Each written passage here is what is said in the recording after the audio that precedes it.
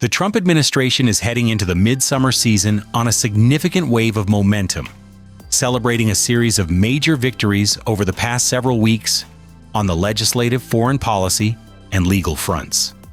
The capstone event was the passage of a massive $3.3 trillion legislative package, which President Trump has dubbed the Big Beautiful Bill. The measure, which passed Congress and was signed by the president just ahead of a self-imposed 4th of July deadline, makes permanent the individual and business tax breaks from the 2017 Tax Cuts and Jobs Act. It also raises the nation's debt limit by $5 trillion, rescinds some Biden-era green energy tax credits, and allocates roughly $350 billion for defense and a mass deportation initiative. This legislative win comes on the heels of other successes for the administration. In late June, the U.S. launched successful airstrikes against key Iranian nuclear facilities. While initial media reports questioned the effectiveness of the mission, the Pentagon later stated that its internal intelligence assessments indicate the strikes have set back Iran's nuclear program by at least 1 to 2 years. The administration also secured a favorable Supreme Court ruling that blocks lower courts from issuing universal injunctions, a move President Trump celebrated as limiting a colossal abuse of power by federal judges.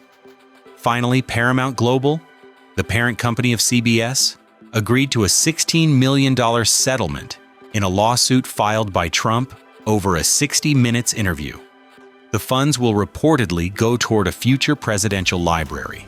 Of all the components in the administration's new legislative package, one provision in particular has ignited a fierce political firestorm: a new work requirement for Medicaid recipients. The rule mandates that able-bodied, childless adults between the ages of 18 and 64 must work, participate in community service, attend school, or engage in a work program for at least 80 hours per month to remain eligible for Medicaid benefits. Republicans have praised the measure as a necessary reform to encourage work and self-sufficiency. Kansas Senator Roger Marshall told Fox News Digital, "We have folks back home right now harvesting wheat that are working 20 hours in a day. Work is a great thing. It's nothing to be ashamed of."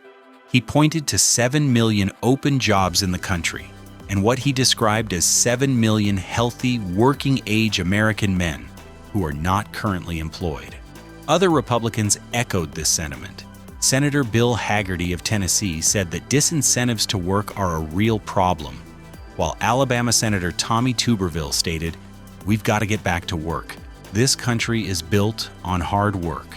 He suggested that many younger people have started living off the government. Democrats, however, paint a drastically different picture. They argue the provision is not about promoting work, but is instead a cruelly designed mechanism to remove millions of Americans from their health coverage. Connecticut Senator Chris Murphy claimed that provision is designed to kick people off of Medicaid, like don't believe the hype. He argued that Republicans built a requirement they know many working people won't be able to satisfy, causing them to lose health care despite being employed. Arizona Senator Mark Kelly issued a stark warning, indicating the provision could kick 17 million people off their health insurance nationwide, including, he says, 300,000 of his own constituents. The debate is further complicated by conflicting interpretations of a Congressional Budget Office report. The president of Just Facts, a public policy research institute, stated the CBO estimates 9.2 million able-bodied adults who won't work or are engaged in fraud will be removed from Medicaid. However, Senator Kelly's office says that the same CBO report shows 11.8 million people will become uninsured by 2034 because of the provision, a number that doesn't include millions more who will lose coverage due to the bill-ending Expanded Affordable Care Act credits. This deep disagreement ensures the new work requirements will remain a contentious political issue for the foreseeable future. While that debate over social policy plays out in Washington, similar ideological clashes are shaping politics at the state level. In North Carolina, Democratic Governor Josh Stein has vetoed 4 controversial bills passed by the Republican-led General Assembly. The bills target diversity, equity, and inclusion initiatives, as well as transgender rights. In a statement, Governor Stein blasted the legislation as mean-spirited bills that would marginalize vulnerable people. He also accused Republicans of stoking culture wars to distract from their failure to pass a state budget. 3 of the vetoed bills would have banned DEI training, hiring practices, and staff positions in state and local governments and K-12 schools, with civil penalties for workers who violate the rules. The 4th bill, which focused on transgender issues, would ban state funding for gender-affirming procedures for prisoners and require the state to officially attach a transgender person's new birth certificate to their old one if they change the sex assigned at birth. The governor said that while he supported parts of the bill aimed at curbing sexual exploitation online, the final version went too far. All 4 bills now return to the General Assembly, where Republicans are just 1 vote short of a veto-proof supermajority in the House. Success setting the stage for potential override attempts later this month. Returning to the federal level, the Department of Homeland Security announced a major immigration enforcement action that it says was delayed for weeks by the courts. The DHS confirmed that on Independence Day, it deported 8 violent criminal illegal aliens to South Sudan. In a sharply worded statement, the department blamed what it called activist judges for blocking the deportation and putting ICE law enforcement officers in danger while they were stranded abroad.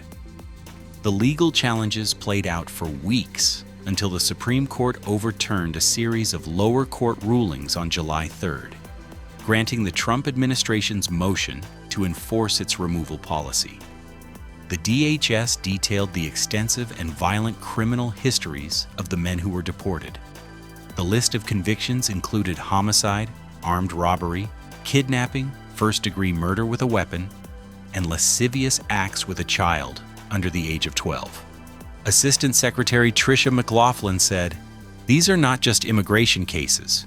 These are threats to American communities that judges tried to force ICE to return to the United States." The department credited the Supreme Court's order for breaking the logjam and called the successful deportation a win for the rule of law. Finally, we turn to a significant challenge facing a critical sector of American society: higher education. Colleges and universities across the country, both public and private, are facing serious financial headwinds ahead of the upcoming academic year. The financial strain is affecting institutions regardless of their size, wealth, or prestige. Affluent schools including Cornell, Northwestern, Duke, and Notre Dame have recently announced layoffs or freezes on hiring and wages. The problem is also hitting large public institutions, with similar cost-cutting measures announced at the university systems in California, Maryland, and Nebraska. For students and their families, the pressure is being felt in the form of rising costs. Widespread tuition hikes are planned for this fall at public universities in states like Alabama, Illinois, Minnesota, and Oregon. Numerous private schools are also increasing their prices, including Stanford, Georgetown, Marquette, and most of the Ivy League institutions. The combination of spending cuts and tuition hikes points to a period of significant financial restructuring for American higher education.